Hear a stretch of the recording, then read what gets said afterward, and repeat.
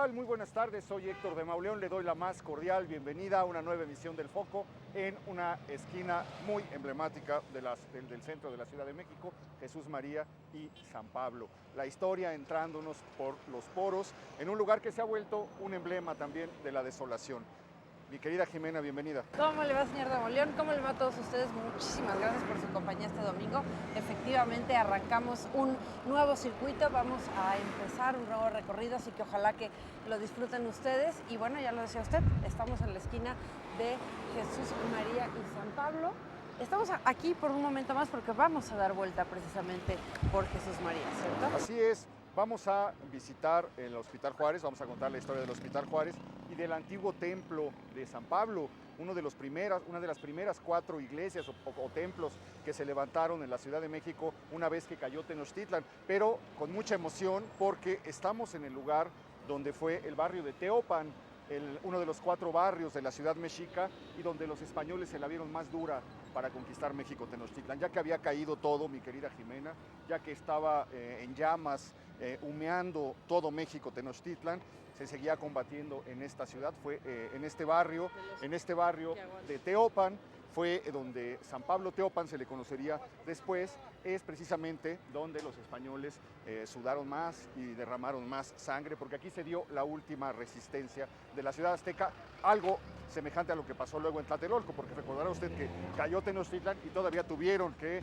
seguir peleando en la ciudad gemela. Entonces nos vamos metiendo en el callejón de Jesús María, ya en el décimo tramo de Jesús María, cuidado con los autos, y vamos a acercarnos hacia el Hospital Juárez. Usted lo recordará, es un lugar que estuvo en los titulares de los periódicos con el terremoto de 1985, cuando se cayó, provocando la muerte de una infinidad de médicos, de enfermeras y de pacientes. Ahí está el memorial, lo vamos a ver, pero pues es un lugar donde en la época prehispánica estuvo el templo, dicen que estuvo el templo de Huitznahuac, el templo de Huitzilopochtli, pero sobre todo dicen que es el primer barrio que se pobló cuando fundaron la Ciudad de México Tenochtitlan, los aztecas. Es la primera zona en la que hicieron las primeras casas, donde, según la tradición, muy cerca de aquí, vieron el águila posada sobre un nopal devorando una serpiente. Ya sabemos que es a unas cuadritas de aquí, pero es precisamente esta zona donde se levanta el primer barrio, el barrio más antiguo, pues, de México Tenochtitlan. Sí, este es el lugar donde, mira nada más un sillón aquí.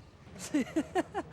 Un sillón aquí. Sí, justamente se supone que es aquí donde se empieza a tejer literalmente la Ciudad de México, ¿no? Porque de alguna manera pues había que crecer sobre el agua y entonces esta es la zona en donde eso empieza a suceder y nos vamos acercando también a otro lugar que es todo un emblema para la medicina de nuestro país en este caso. Sí, va a ser un recorrido de verdad formidable. Yo estoy muy emocionado. Si este es el lugar donde se levantaron las primeras casas, entonces estamos en el lugar más antiguo de México, de la Ciudad de México. Ahora vean nada más en lo que ha venido a parar. El terremoto acabó con todo, ya había acabado desde mucho antes la ciudad con esta zona. Yo no sé si como castigo a la resistencia indígena de 1521 se le dejó olvidado. Aquí se destinó a unas cuadras, estamos también, de donde estuvieron los primeros prostíbulos, fueron las primeras zonas de tolerancia, la primera zona donde había escándalos. Recuerden ustedes que el músico Ortiz, que tenía su academia donde enseñaba a tañer, se tuvo que cambiar por los escándalos que había ahí en los alrededores de los burdeles, de los prostíbulos de la ciudad, y siempre fue una zona populosa, una zona olvidada, una zona oscura, una zona peligrosa, una vivienda muy antigua del siglo XIX. Mira nada más los barrotes del barandal, qué belleza. Y este edificio, marcado con el 56, pues ya nada más queda la fachada. En el que prácticamente ya dentro ya no hay nada. Siguen siendo casas habitación, pero... más bien como que se invadió el predio. Sí, seguramente ya más adelante. Casuchas, mira, ya las ventanas tapadas. Y si uno se asoma para atrás, pues ya no hay techo, ya no hay... Digo, seguramente las construcciones que se hicieron adentro tendrán como sus lugares específicos, pero...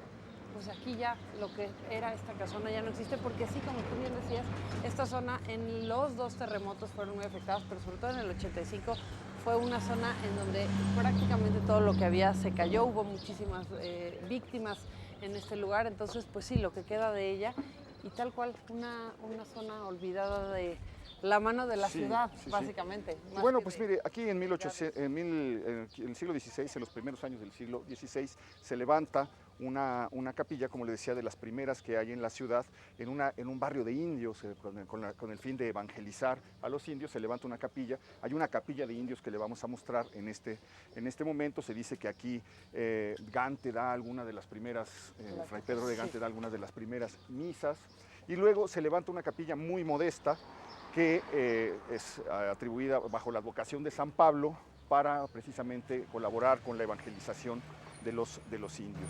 Esta pequeña capilla se remodela en 1581. Hay un problema porque la piden los agustinos para con las limosnas que se recauden ahí, poder levantar lo que será conocido como San Pablo el Nuevo, y finalmente, después de muchos litigios, se le entrega a los agustinos. Se hace aquí un colegio. Fray Alonso de la Veracruz hace una cosa maravillosa. Ya entrando nos vamos a imaginar un poco todo esto, pero hace una cosa maravillosa. Consigue 60 cajones de libros de todas las materias, se trae un astrolabio, se trae unos aparatos de medición, es decir, estamos en el lugar por donde la ciencia y la cultura y el conocimiento entran también a la Nueva España. Ahora es la unidad médico-quirúrgica de Corta Estancia Juárez Centro. Vamos a cruzar estas puertas para atravesar lo que es el Hospital Juárez y ya, francamente, sumergirnos en el tiempo, ir al pasado remoto, porque esto está aislado, esto es una burbuja que separa las construcciones que se encuentran aquí del resto de la ciudad. Claro, y es que sí, tal cual, esto nació con una vocación meramente eclesiástica, después fue adquiriendo una más bien con respecto a la cultura, y conforme las necesidades, después, siglos después, se convirtió en lo que ahora es un hospital, pero ya tiene mucho tiempo. También fue cuartel.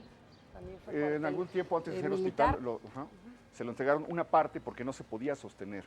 De hecho, entró San Pablo el Viejo en un proceso de destrucción, de abandono, etcétera, que obligó a que el ejército, se le rentara al ejército una parte de lo que había sido el colegio para que ahí se hiciera un cuartel y pagaran con esa renta, se pudieran mantener. Pero bueno, ya no hablemos más. ¿Qué te parece si nos vamos hacia lo que fue el antiguo Hospital Juárez? Y ahí el doctor Huerta nos va a contar la historia de este lugar extraordinario.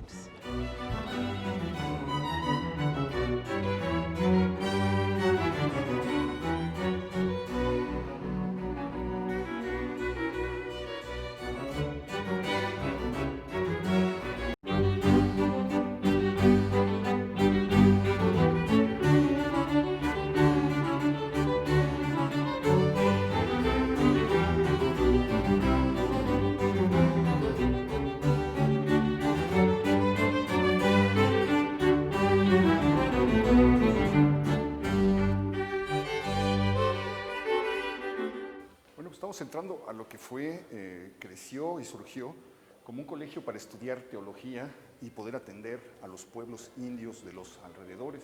Se ven por todas partes vestigios. Esta es una construcción que fue remodelada en el siglo XIX y sufrió diversas adaptaciones, pero podemos ver todavía los vestigios de la construcción antigua, de lo que fue el primer colegio de San Pedro y San Pablo. Fue primero San Pedro y San Pablo, luego se le conoció como San Pablo. Pero para contarnos la historia de lo que fue el Hospital Juárez, nos va a acompañar el doctor Edgardo Huertas Neri.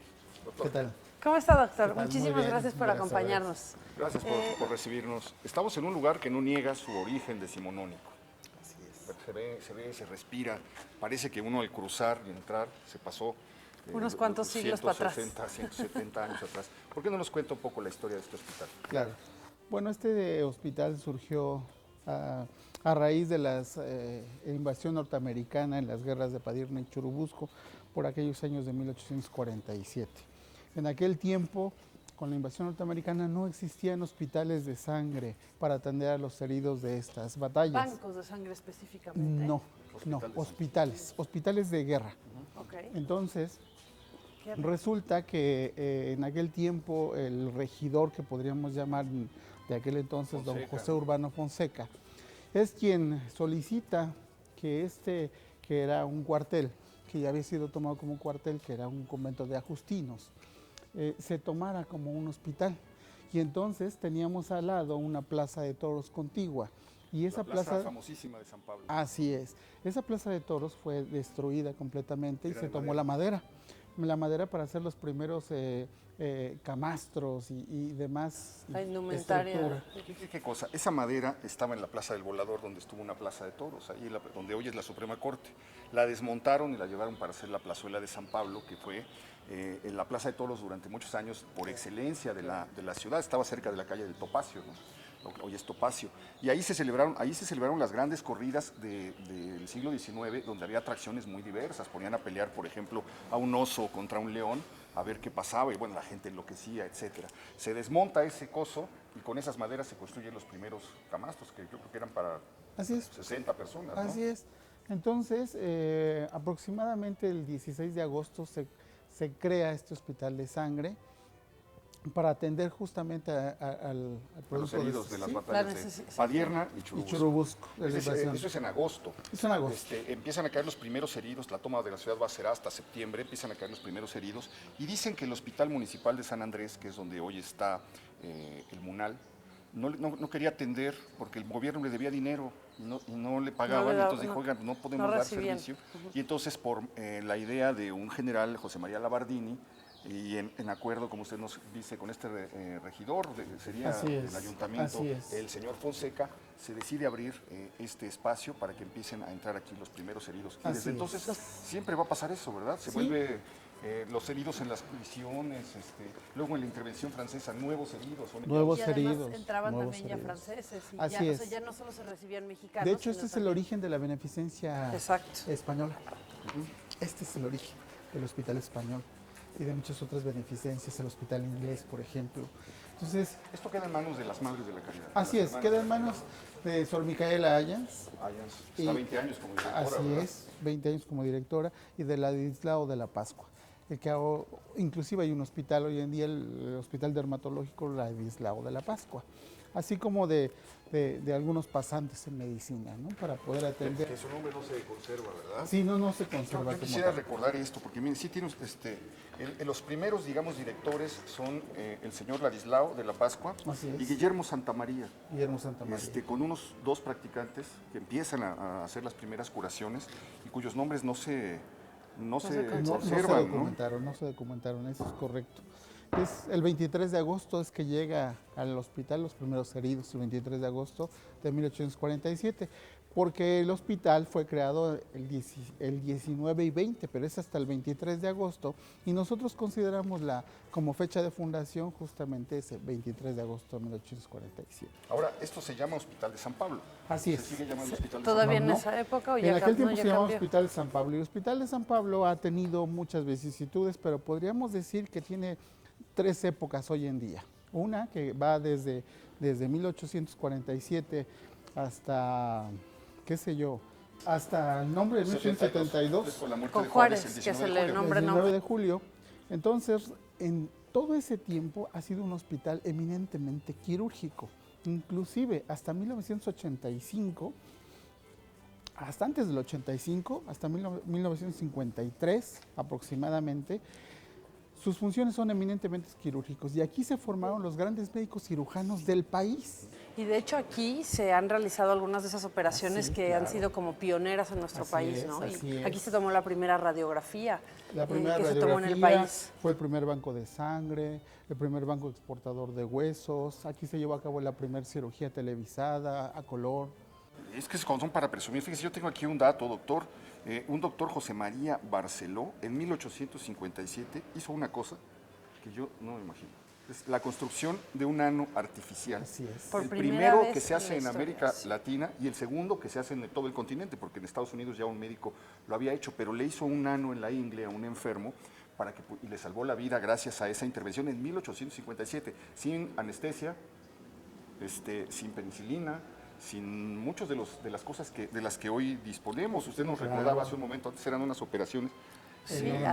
Y ahora pues ya con un minúsculo puntito se arreglan muchísimas cosas. Así es. Y se realizó la primera transfusión, la segunda transfusión de sangre de América. De hecho, aquí se hizo la primera desarticulación de cadera de América. ¿Por qué nos explica eso? porque es un hecho... No digo, ¿por qué no nos explica? Ah, ok. La desarticulación de caderas significa que pues quitan completamente las extremidades, ¿no? Por alguna situación, pueden ser neoplasias, cánceres, etcétera. Y entonces es cuando se lleva el primer procedimiento quirúrgico importante de esa magnitud.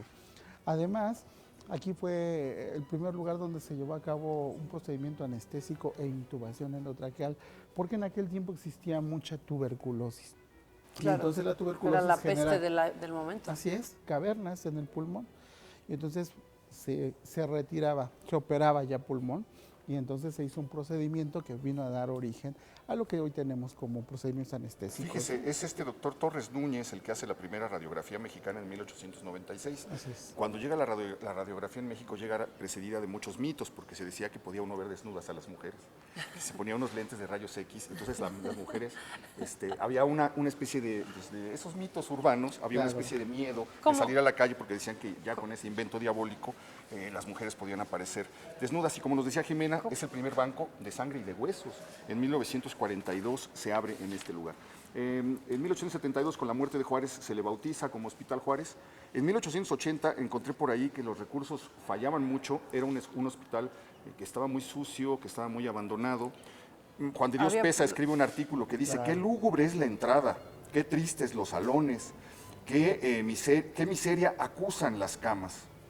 Las ropas y las camas, los enseres y las ropas que tienen los enfermos. ¿Qué hospital, cielo santo? Esto es peor que el infierno, dice en 1880. Y sin embargo, en 1883, don Porfirio da recursos, se hace una remodelación completa y se convierte el Hospital Juárez ya desde entonces en uno de los mejores, no de la ciudad, sino del país. 1883 es el arranque. No pareciera casi que con el cambio de nombre, ¿no? Que se le pone nombre, justamente cuando la muerte de Benito Juárez se le cambia el nombre, y pareciera que fue como una pequeña maldición hasta que Porfirio Díaz tomó cartas en el asunto, ¿no? Nosotros, deberíamos recordar que este hospital ha sido un hospital emblemático del pueblo de México. ¿Por qué? Porque no tenía recursos, porque la atención era prácticamente gratuita y que al proporcionarle un poquito más recursos y dar más cobertura de atención, por eso les comentaba, nuestros médicos de aquel tiempo fueron capacitados en Estados Unidos. Se fueron a Estados Unidos. Claro. ¿En qué año ya? Sí, 1859 aproximadamente.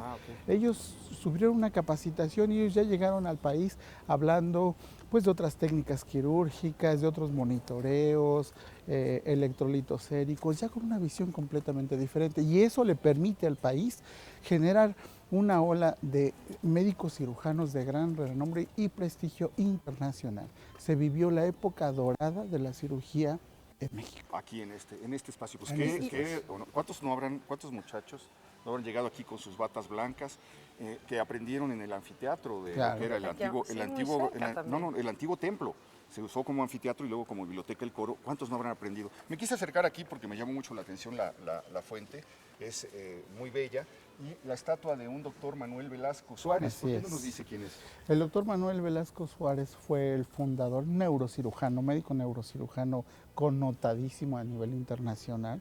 Fue el creador del Instituto Nacional de Neurología que existe actualmente en el sur de la Ciudad de México.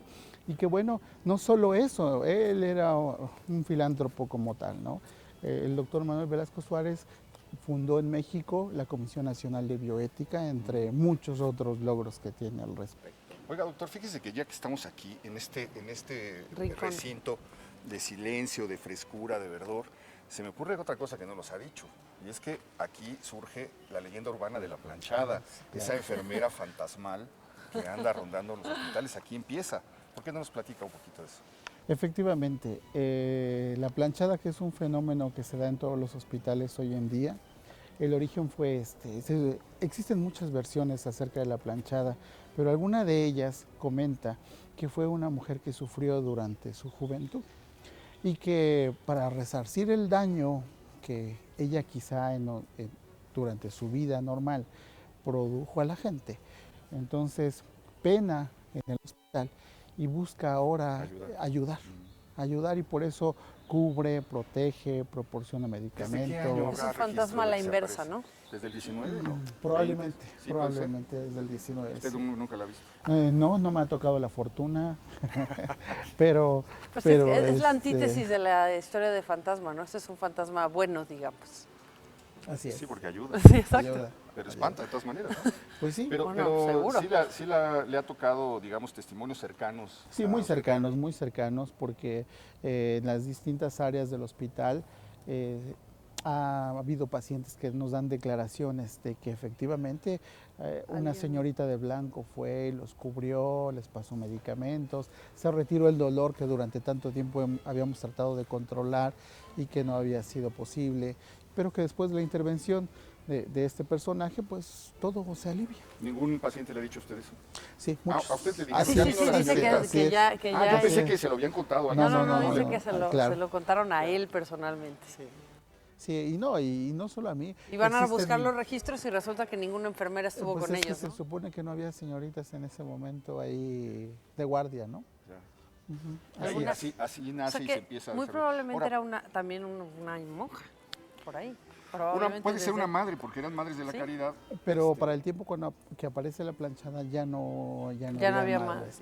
¿Cuándo se incorporan enfermeras al servicio del hospital, más o menos? Híjole, eso es difícil de establecer porque a la salida de San Micaela Allans ya existía ya una... ya estaba, sí. Ella está 20 años, del 47 al 60 y tantos, que se va a Europa. Así es. La planchada, ¿por qué? Porque dicen que cruje. Porque usa un uniforme totalmente almidonado, bien planchado, y que bueno, pues es rígido y todo, entonces por eso le dicen la planchada, porque está bien planchadita, bien arregladita. ¿Qué sería lo que pasaría con las personas de la época, que siempre andaban impecables, ¿no? Así ahora en un hospital, pues como lo vamos a ver también, pero... Se ha modificado obviamente esto de los uniformes, pero en general es un signo de pulcritud, ¿no? Oiga, doctor, y luego hay un momento tremendo, bueno, en la época de Alemán, pues se le da mucho auge, un impulso tremendo al hospital, se construyen nuevas zonas, etcétera, y luego viene el golpe, que es el golpe que sufrió toda la ciudad. Sí, caray, después de la construcción de la torre en 1970, se construyó una torre de 11 pisos que albergaba todas las especialidades que existían en el país. Que estaba en la parte de allá afuera. Sí, ¿Dónde está lo nuevo? Entonces, con el temblor del 85, el 10 de septiembre, colapsa la torre, recién creada, digo, no tenía... Sí, que estaba construida bastante, que los materiales, todo no era como lo más correcto. Que además estamos en no una aguantó zona frágil, ¿no? O sea, la Torre Pino Suárez, claro. aquí, pues si decíamos que aquí se empezó a crear la ciudad, todo lo de abajo tiene que ser agua. Así es. Entonces colapsa la torre y pues el hospital, para continuar dando atención médica por la urgencia que representaba en ese momento. Habiendo perdido muchísimos médicos. Demasiados. Todos los grandes maestros se perdieron aquí. Existe una placa conmemorativa con una gran cantidad de lista de aquellos que se perdieron entre médicos residentes, grandes maestros, enfermeras y estudiantes, ¿no? Sí, sin lugar a dudas. Qué días tan horribles. Así es. Entonces se divide en diferentes Juárez, pero se queda trabajando a final de cuentas este Hospital Juárez del Centro, porque se llamaba Juárez Centro, por eso adopta el nuevo nombre, ¿no? Oiga, y esta parte intacta, ¿no? La parte antigua con el temblor no le hizo nada. No le pasó absolutamente nada. Esa es la ironía en todo Este pájaro que está cantando, en realidad está cantando en 1847. Oigan, pues vamos a salir hacia el templo porque... pues ahí estamos aquí pues ya en un rincón del pasado, pero ahí nos vamos a regresar varios siglos hasta el momento mismo de la conquista y los primeros años de la construcción de la Ciudad de México. Vamos a encontrar lugares que nos han acompañado desde entonces, a pesar de que el templo en el 18 sufre una remodelación total, quedan vestigios de otros mundos en ese lugar. ¿Vamos para allá, doctor? Sí, claro, adelante.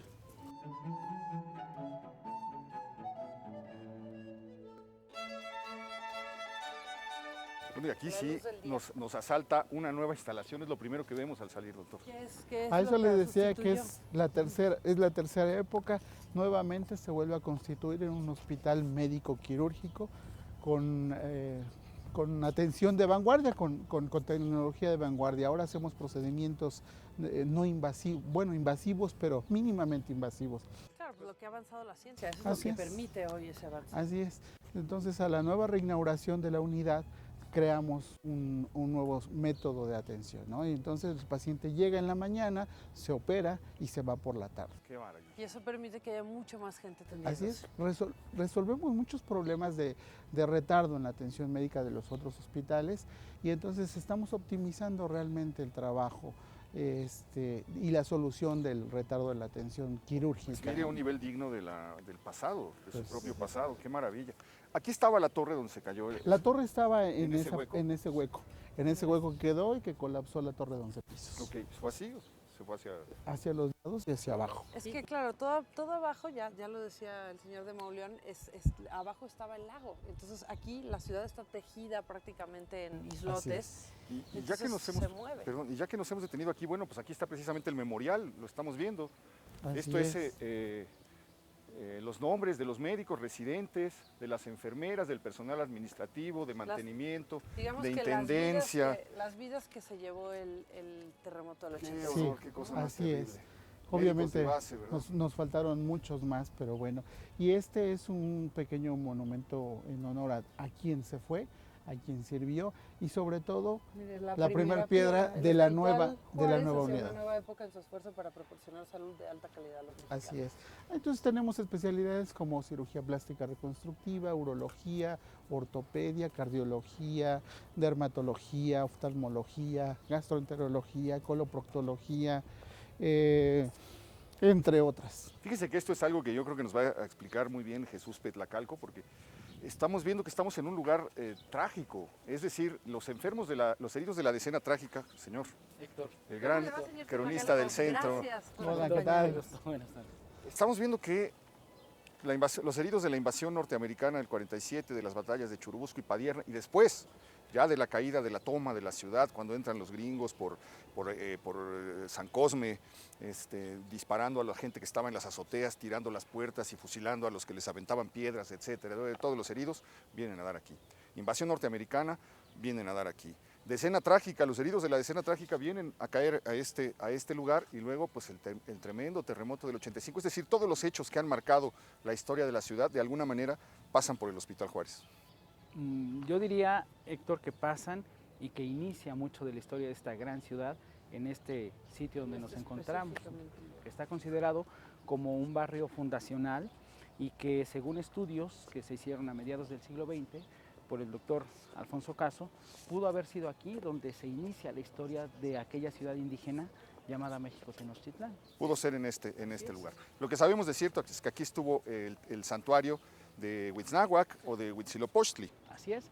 Se considera que aquí se estableció el primer templo dedicado al dios de los mexicas, Huitzilopochtli, de ahí que en otro tiempo se conociera aquí como Cuauhtzinco, que significa el lugar donde llegó el águila, o Huitznahuac, ¿no?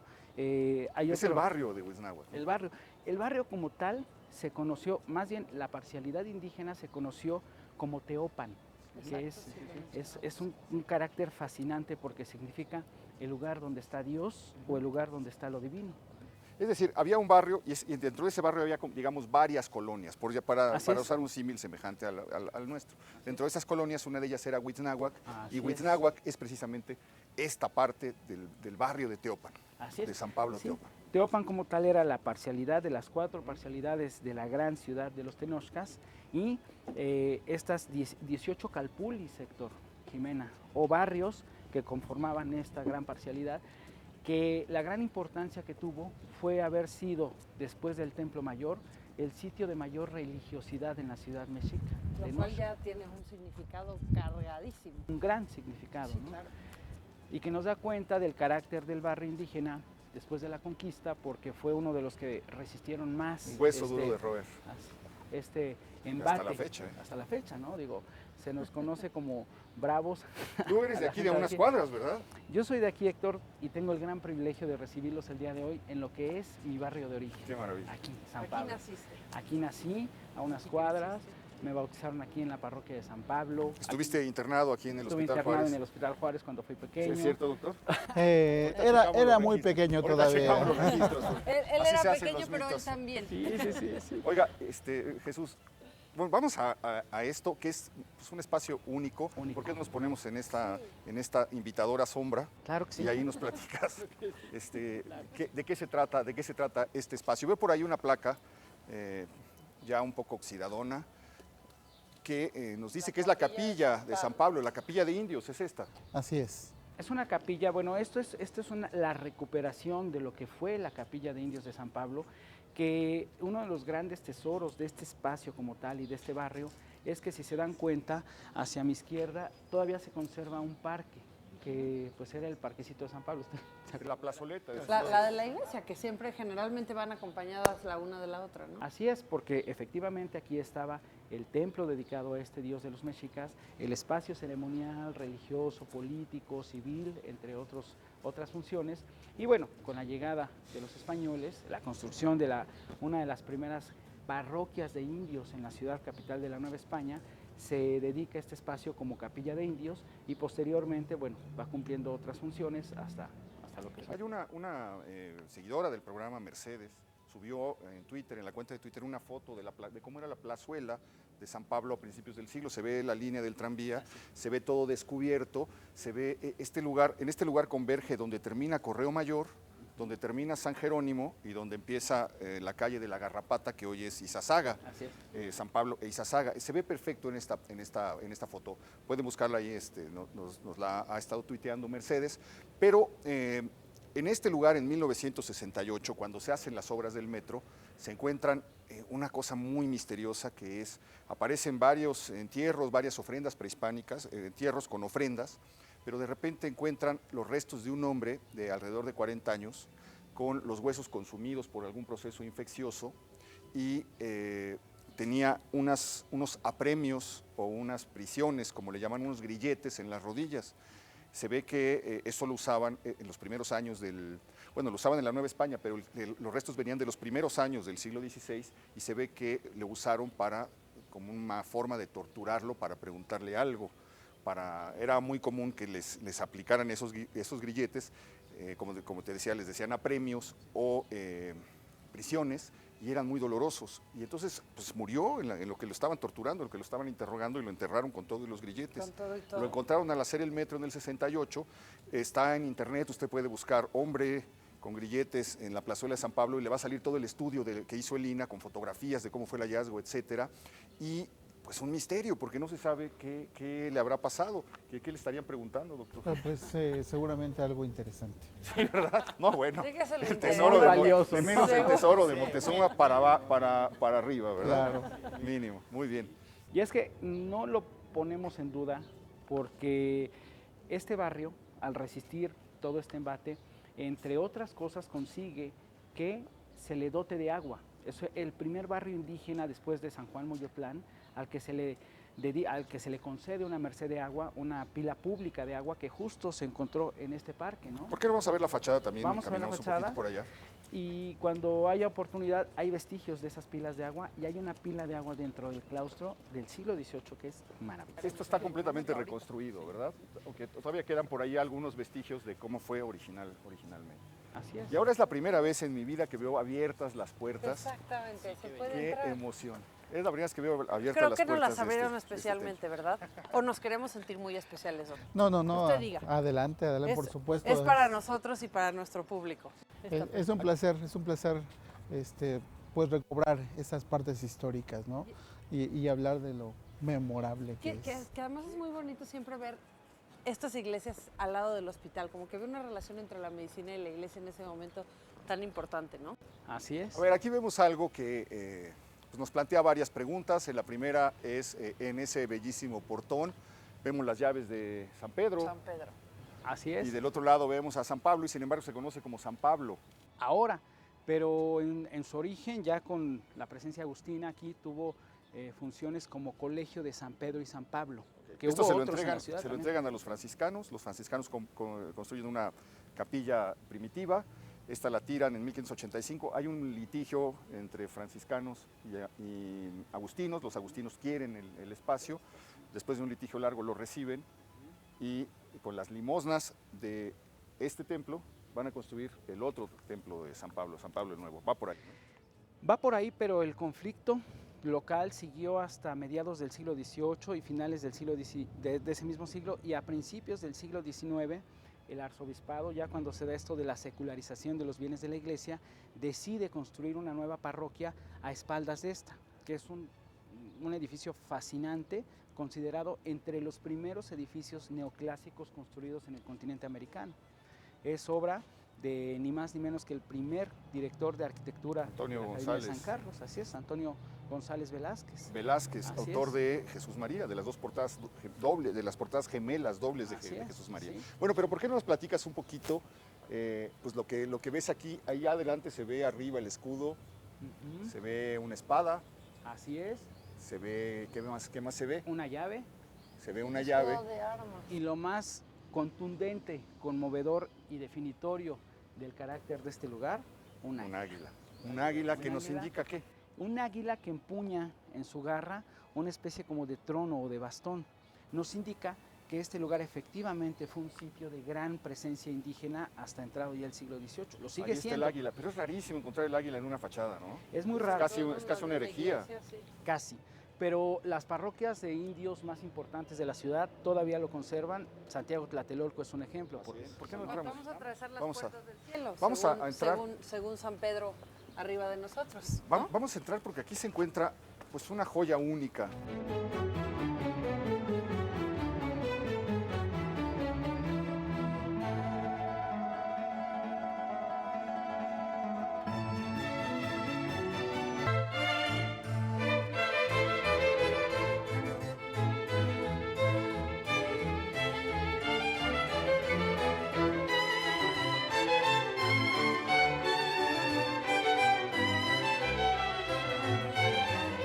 Qué emoción, caray.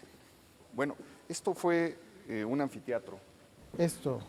Y durante un tiempo estuvo una biblioteca en el coro, una biblioteca médica, ¿no? Sí. Aquí venían los estudiantes a ver las operaciones, etc. Así es. Sí, era como tiene un nombre, ¿no? El anfiteatro. El anfiteatro, exacto. Sí, y finalmente terminó siendo sede de la Academia Mexicana de Cirugía.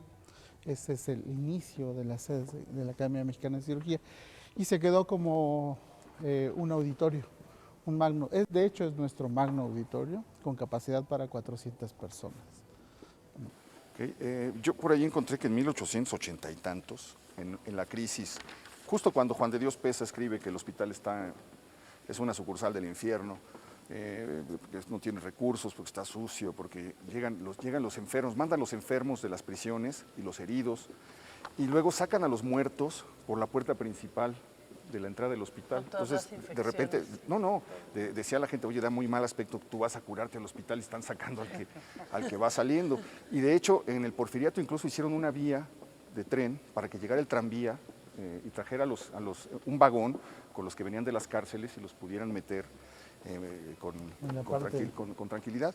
Pero que en esos años de crisis y de apremio se tomó la decisión de vender los santos y las figuras que se habían conservado para poder seguir financiando la beneficencia pública. ¿Será cierto? Probablemente sí, no es un dato que tenga... No es sustento documentado, digamos. Así es, pero sí, de hecho, el auditorio que se quedó como la sede de la Academia Mexicana de Cirugía, en un inicio dejaron un retrato del Benemérito de las Américas al frente de lo que fue el altar. Bueno, pues somos todos tuyos. Estamos ahora sí en tu espacio. Tú conoces aquí milímetro a milímetro. ¿Por dónde podemos comenzar? Llama mucho la atención muchísimas cosas. Claro. A ver, por ejemplo, ¿esto qué es? Esto en medio de la nada se sigue conservando y se sigue cuidando. Da la impresión de ser como para las fosas de los entierros. Da la impresión de ser, pero cabe mencionar que aquí, en el templo del antiguo colegio de San Pedro y San Pablo, es donde hacia los años 70, 80 se dan varios trabajos de exploración que podríamos decir son el inicio de la arqueología histórica, ¿no? Que se dan en esta comunión entre el pasado indígena, el pasado hispano, y entre los hallazgos hay una serie de vestigios muy importantes que nos llevan a la fundación de esta ciudad como tal, ¿no? Ya el médico, el doctor nos comentaba como esta alusión a unos túneles. Claro, ¿no? claro. ¿Usted conoció a alguien que los haya visto físicamente, que haya bajado? Sí, por supuesto. Nuestro antiguo director, que falleció hace 3 años, el doctor Carlos Rojas Enríquez, comentaba que todavía le tocó ver cómo algunos niños, porque teníamos una guardería al lado, entonces de los trabajadores, ¿no? Llegaban a jugar y se llegaban a introducir al túnel y tenían que meterse a buscarlos, ¿no? Y a recuperarlos. Pues sería el primer indicio real que encontramos en el centro, físico digo, porque está lleno el centro de historias de túneles que llevan hacia otro lugar. La semana pasada justo en la iglesia de la Santísima nos mostraron en la sacristía un presunto túnel que llevaba hacia otro sitio, pero nunca hemos visto directamente la entrada, es decir, esta es la entrada de uno de los túneles. Pero si ya aquí nos lo están asegurando, es como el dicho, si el río suena es porque debe llevar piedras. Lo que necesitaríamos es que Lina viniera a inspeccionar, pero con el hundimiento de la ciudad sería, pues, probablemente encontraría ruinas, cosas tapadas, etc. Pues de hecho podemos ver en aquella zona todavía el vestigio de alguna de los templos, del templo que... Pero además se dice que de manera tan reciente los niños todavía jugaban y se metían a los túneles es porque sobrevivieron al 85, sí, por lo menos. Qué cosa tan impresionante. Esto es el templo de Huitzilopochtli. Así es. Son los vestigios de este centro ceremonial mexica que correspondía al barrio de Teopa, ¿no? Incluso hay otros vestigios y uno de los más completos que se tiene, que se cree formaron parte de este conjunto, es el monumento que está en el Metro Pino Suárez. El circular. El circular, el templo dedicado a Hécatl, que probablemente formó parte de todos este complejo, conjunto, ¿no? Sí. Pero es, como bien dice Héctor, conmovedor, ¿no? Ver ahí nuestro origen y ver un arco hispano también que probablemente data de la época de esa 17, época, sí. Ahora, la manera de arrasar esto debe haber sido tremendo, porque si este fue el último espacio de resistencia, deben haber entrado con una rabia al momento de tirar esto. Que no fue solo de vidas. De vidas, así. Y ahora pues vamos a ver algo que pues nuestros ojos mortales no van a encontrar en otro lugar de México, no de la Ciudad de México, del país. Yo diría que pues, de muchas ciudades del mundo. Esto es una verdadera maravilla, Jesús. Así es, se trata de un retablo esculpido en cantera, un retablo barroco con todos los elementos que conforman un retablo propio de este estilo, con un baldaquino. Su baldaquino. Así es, y una serie de nichos que ya saqueados, como bien decía doctor, en algún momento las necesidades llevaron a vender estos tesoros, pero en sí es único en la ciudad, en México, y bueno, ahora el doctor nos dice que en América no, pero es una cosa que... ¿En dónde habría otro, doctor? En Sudamérica. En Sudamérica. Sí, muy probablemente otro en Sudamérica. Se ve que esto era policromado, o sea, había muchos colores, estaba pintado seguramente con algún... Ahí vemos la escalera al cielo, son como símbolos de la letanía lauretana, ¿no? Así es, símbolos y virtudes también, la fe, la esperanza, y seguramente la caridad ocupaba alguno de los nichos principales, puesto que aquí era un sitio donde se ejercía esta virtud, ¿no?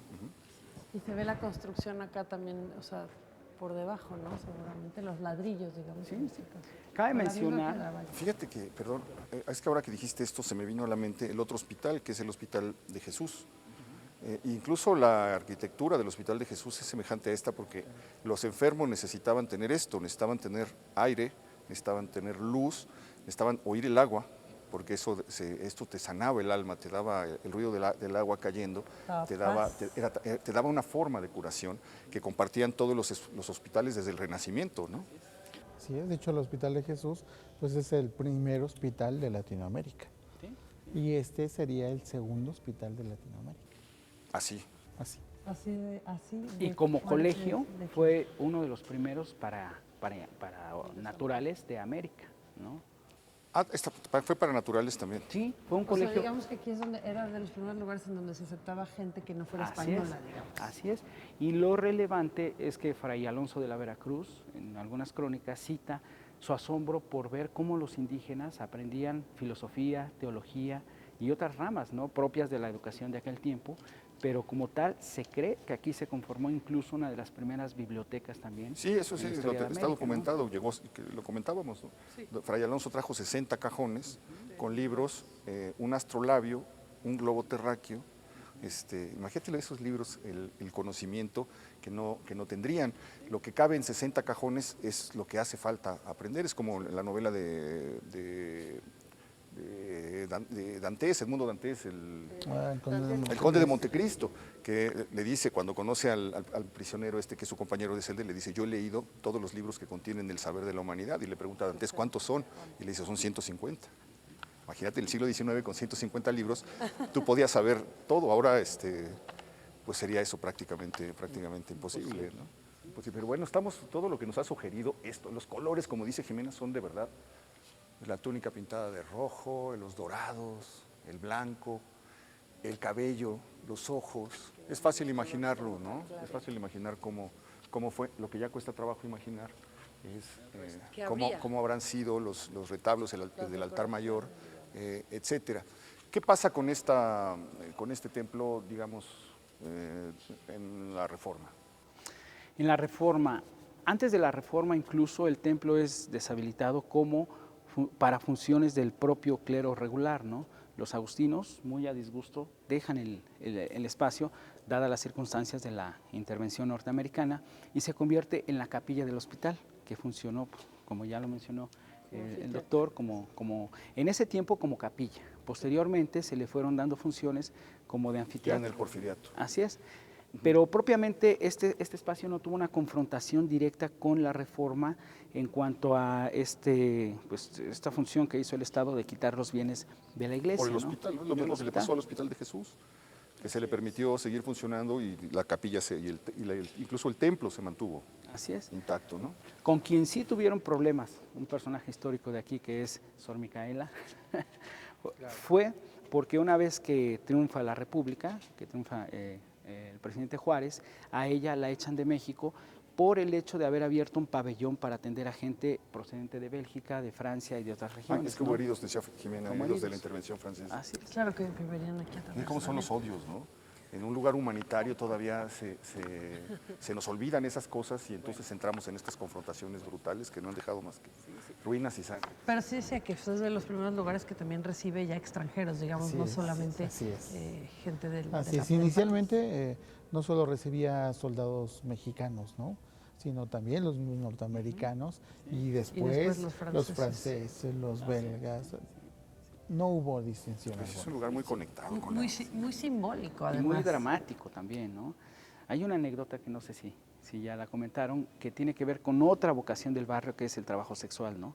Sí, bueno, decíamos que a 2 cuadras estaba la primera zona de tolerancia, Así es. la calle de las Gallas. Y es que a finales del siglo XIX, que desmontan el hospital del leprosario de San Lázaro, se abre un pabellón aquí para leprosos, y a las mujeres condenadas o que estaban en proceso, que se habían dedicado al trabajo sexual, les toca atender a los leprosos como castigo, ¿no? En este lugar. En este lugar. O sea, llegaron de San Lázaro. Así es, también. algunos. Pero sí es un lugar dramático entonces, porque se van sumando estas cosas, ¿no?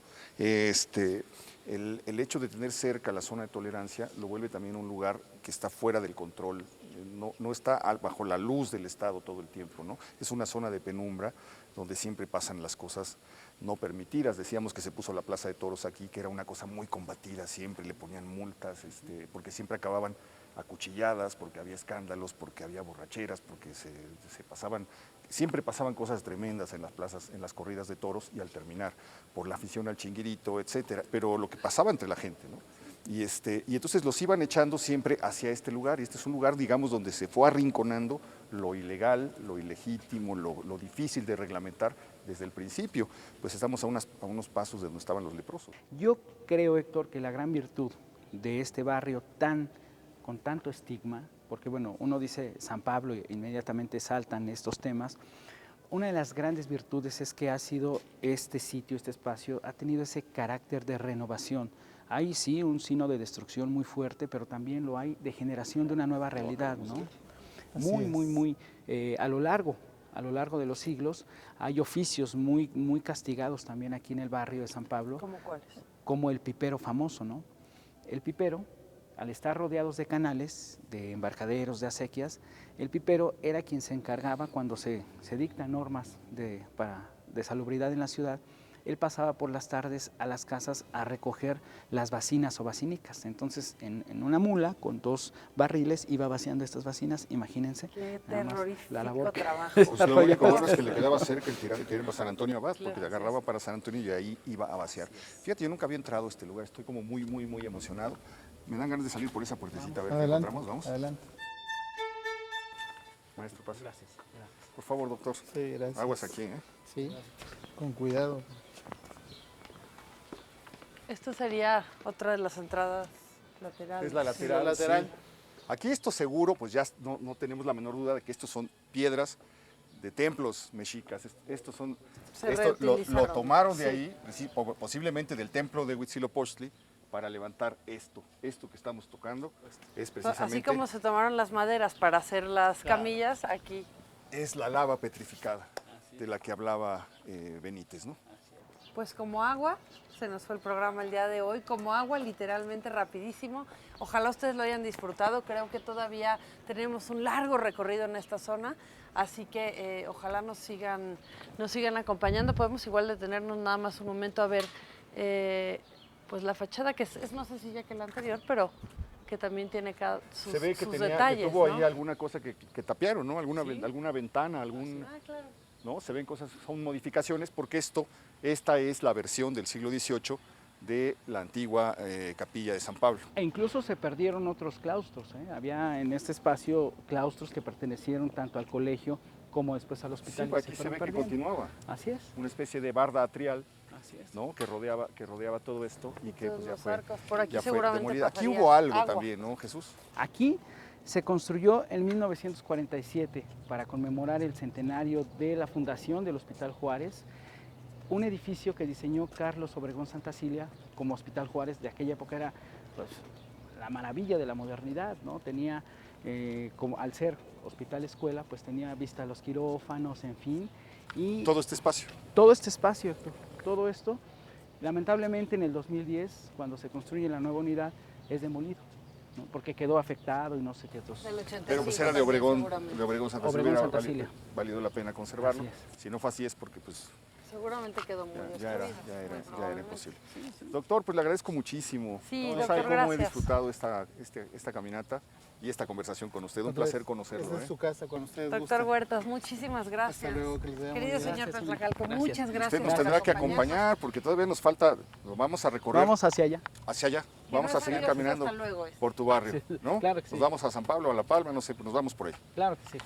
Te agradezco Pues nos vemos muchísimo. pronto. Muchas También gracias. ustedes ojalá nos veamos el próximo domingo con la siguiente parte de este recorrido. Así que muchas gracias de verdad a todos los que nos acompañaron. Ojalá tengan un momentito y nos escriban. Ahí tienen en pantalla nuestras redes sociales. Señor de Mauleón, muchas gracias. No, hombre, gracias a ti, gracias a ustedes, gracias de nuevo. Le agradezco muchísimo que nos haya acompañado. Si sabe historias de la planchada, escríbanos, cuéntenos historias relacionadas con la zona en la que estamos platicando, pero concretamente con esta vieja leyenda o joven leyenda urbana, no sé cómo decirle que está tan presente en el lugar que hemos visitado en esta ocasión. Espero que haya disfrutado muchísimo el recorrido y lo espero la próxima semana, ya lo sabe usted, aquí en El Foco. Gracias. Gracias.